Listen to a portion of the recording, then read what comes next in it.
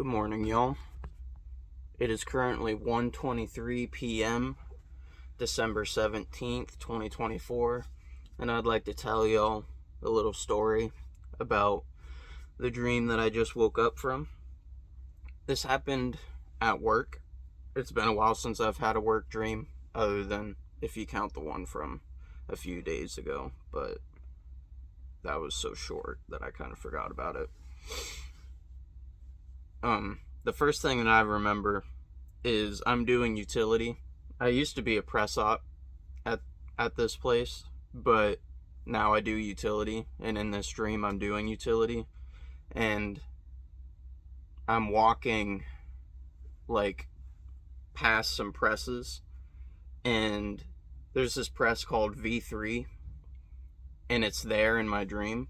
It's not there anymore, and somebody is like yelling down at me from the press to come up and see what's going on. So I go up there, and he shows me his air gun tip is broken, and it's a really weird looking air gun tip. Like, it's made out of brass, and it's like this big around, and then it's like shaved off at the end to show the actual air gun tip, and it's like bent really bad. And I guess they need the air gun tip to get the part off of the mold, so they're kind of freaking out because they can't get the part out. And this is like a really weird looking air gun tip, by the way. Like, we don't have one that looks like that in real life there. So I'm like, well, shit, I gotta get the maintenance guy. So I look over the railing, because V3 is up on a platform, by the way. So we're like up on this like 3-4 foot platform, so we're up in the air. I look down at over the railing, and I see Adam, the third shift Adam, maintenance guy, and I'm like, yo, come here, we need an air gun tip. And I don't think he heard me, and at this point there's like 2 or 3 people with me up on the platform trying to get this part out of the mold with their bare hands. And the person that came up to help him is like, oh, I don't think he'll help us, or something. I can't remember what he said exactly. And I look back, and Adam has already walked away. And then it was at this point that I hear Adam, our shift Adam, he's like, I hear his voice from behind me and to the right, and I don't remember what he said exactly.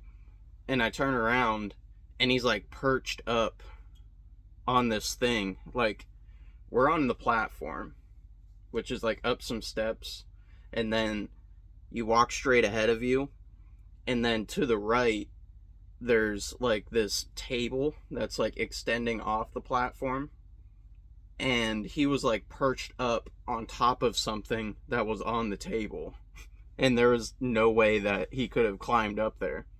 And of course, I'm not lucid, I didn't even think anything of it. So he's like perched up there, I can just see his shoulders and his head peeking out, and I can't remember what he said exactly, but he's like, you guys need help with something or something. I can't remember what he said exactly. So I show him the air gun tip, and I'm like, it's broken, we need a new one. So he jumps down, and I follow him down, and I follow him to the maintenance area, because I remember thinking, oh, I need to know for the future where I can get a new one if I need to, or if he needs to make a whole new one. I want to watch him do it, because I was curious. So I follow him through like this little hallway that doesn't really exist at where I work. And it's kind of like, I don't really know how to describe what the hallway looks like. It's not really a hallway. That's like, I don't really know how else to describe it. It's this little corridor, and it looks like a supply closet. Like, I remember there being like tools and like people's jackets hung up. Like, it was kind of like a closet, but it like curves around, and then there's a door, that leads to the maintenance area. And again, the maintenance area doesn't really look anything like what it looks like in real life.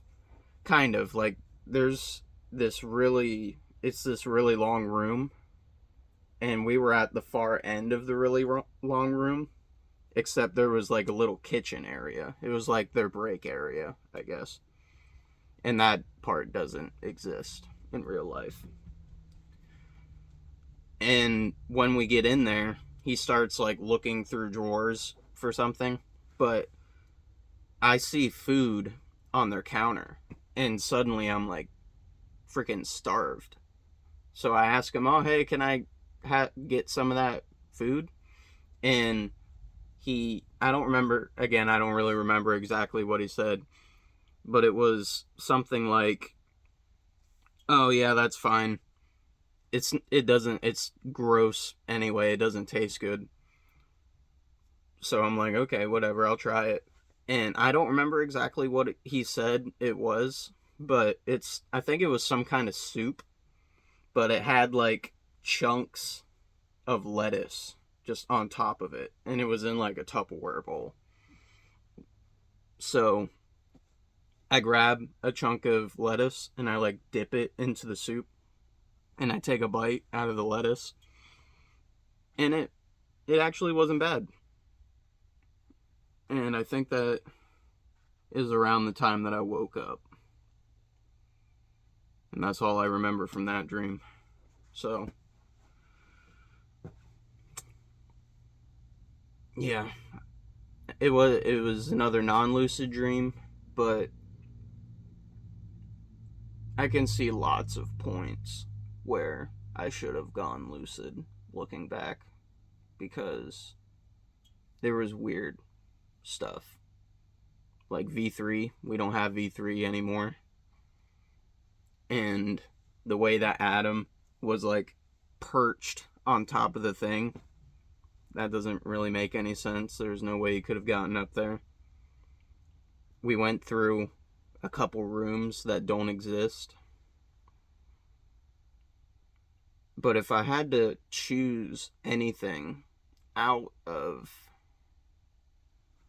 like the general theme of the dream to choose as a dream sign to do reality checks today, I think it would be being like confused. That's always being confused and startled and scared is like always a good dream sign for me. That doesn't necessarily connect with what I dreamed this morning, but being like panicked in a rush, I think that's a good one. Because when they showed me the broken thing, it was like boom, boom, pedal to the metal, we got to get this fixed. So I think anytime today when I'm in a rush, which hasn't really been happening lately, honestly, we've been kind of slow, but if I'm ever in a hurry to do something, I think that would be a good time to do a dream sign. I think that's about all. Good night and sweet dreams.